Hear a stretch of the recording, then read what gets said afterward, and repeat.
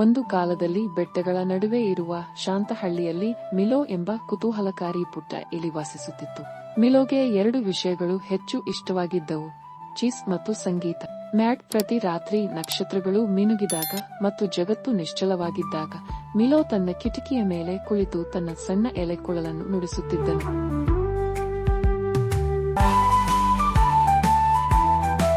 ಮೃದುವಾದ ರಾಗ ಆಕಾಶಕ್ಕೆ ತೇಲುತ್ತಿತ್ತು ಮತ್ತು ಚಂದ್ರನು ತನ್ನ ಮಾತನ್ನು ಕೇಳುತ್ತಾನೆ ಎಂದು ಅವನು ನಂಬಿದ್ದನು.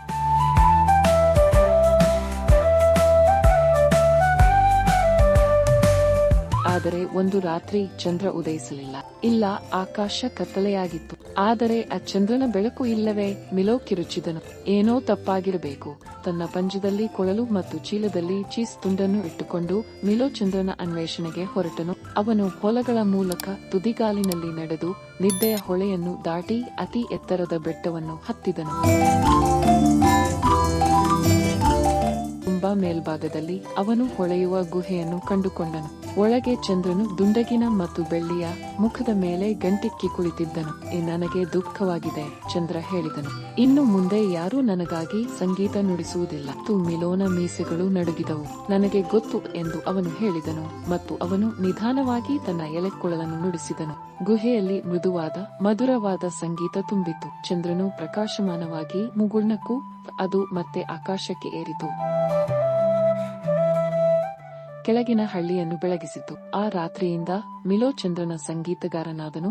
ಪ್ರತಿ ಸಂಜೆ ತನ್ನ ರಾಗವನ್ನು ನುಡಿಸಿದನು ಮತ್ತು ಚಂದ್ರನು ಯಾವಾಗಲೂ ಏರುತ್ತಿದ್ದನು, ದುಂಡಾಗಿ ಮತ್ತು ಸಂತೋಷದಿಂದ ಅವನಿಗಾಗಿ ಮಾತ್ರ ಹೊಳೆಯುತ್ತಿದ್ದನು.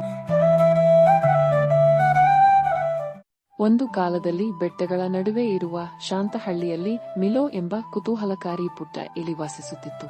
ಮಿಲೋಗೆ 2 ವಿಷಯಗಳು ಹೆಚ್ಚು ಇಷ್ಟವಾಗಿದ್ದವು: ಚೀಸ್ ಮತ್ತು ಸಂಗೀತ. ಮ್ಯಾಟ್ ಪ್ರತಿ ರಾತ್ರಿ ನಕ್ಷತ್ರಗಳು ಮಿನುಗಿದಾಗ ಮತ್ತು ಜಗತ್ತು ನಿಶ್ಚಲವಾಗಿದ್ದಾಗ ಮಿಲೋ ತನ್ನ ಕಿಟಕಿಯ ಮೇಲೆ ಕುಳಿತು ತನ್ನ ಸಣ್ಣ ಎಲೆಕೊಳಲನ್ನು ನುಡಿಸುತ್ತಿದ್ದನು.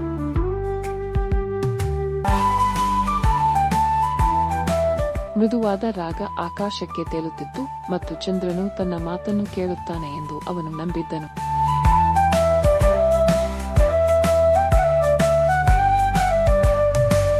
ಆದರೆ ಒಂದು ರಾತ್ರಿ ಚಂದ್ರ ಉದಯಿಸಲಿಲ್ಲ. ಇಲ್ಲ, ಆಕಾಶ ಕತ್ತಲೆಯಾಗಿತ್ತು. ಆದರೆ ಆ ಚಂದ್ರನ ಬೆಳಕು ಇಲ್ಲವೇ? ಮಿಲೋ ಕಿರುಚಿದನು. ಏನೋ ತಪ್ಪಾಗಿರಬೇಕು.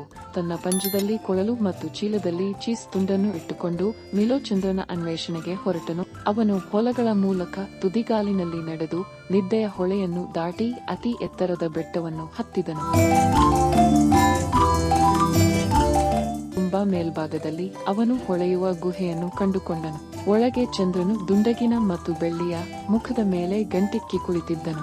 ನನಗೆ ದುಃಖವಾಗಿದೆ, ಚಂದ್ರ ಹೇಳಿದನು. ಇನ್ನು ಮುಂದೆ ಯಾರೂ ನನಗಾಗಿ ಸಂಗೀತ ನುಡಿಸುವುದಿಲ್ಲ. ಮಿಲೋನ ಮೀಸೆಗಳು ನಡುಗಿದವು. ನನಗೆ ಗೊತ್ತು ಎಂದು ಅವನು ಹೇಳಿದನು ಮತ್ತು ಅವನು ನಿಧಾನವಾಗಿ ತನ್ನ ಎಲೆಕೊಳಲನ್ನು ನುಡಿಸಿದನು. ಗುಹೆಯಲ್ಲಿ ಮೃದುವಾದ ಮಧುರವಾದ ಸಂಗೀತ ತುಂಬಿತ್ತು. ಚಂದ್ರನು ಪ್ರಕಾಶಮಾನವಾಗಿ ಮುಗುಳ್ನಕ್ಕೂ ಅದು ಮತ್ತೆ ಆಕಾಶಕ್ಕೆ ಏರಿತು.